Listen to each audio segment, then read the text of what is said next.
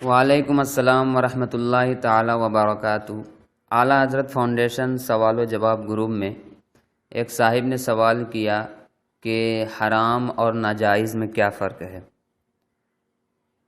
حرام یہ شریعت کا سخت حکم ہے اور ناجائز اس کے مقابلے میں کمتر ہے۔ حرام شے کی حرمت نص قطعی سے ثابت ہوتی ہے، یعنی قرآن اور حدیث متواترہ سے ثابت ہوتی ہے، جبکہ ناجائز کا ثبوت دلیل ظنی سے بھی ہو جاتا ہے۔ ہر حرام پر ناجائز کا اطلاق درست ہے، لیکن ہر ناجائز کو حرام نہیں کہا جا سکتا۔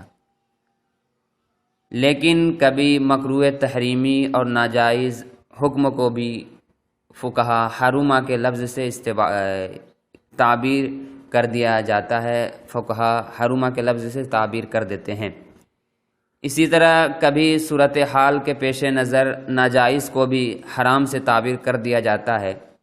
اس لیے کتابوں میں اگر لکھا ہوا ملے تو اس کے فرق و تعبیر کو اہل حق و علماء و مفتیان کرام سے سمجھ لینا چاہیے۔ المختصر، حرام یہ شریعت کا سخت قانون ہے، سخت حکم ہے، اور ناجائز اس کے مقابلے میں تھوڑا کم ہے۔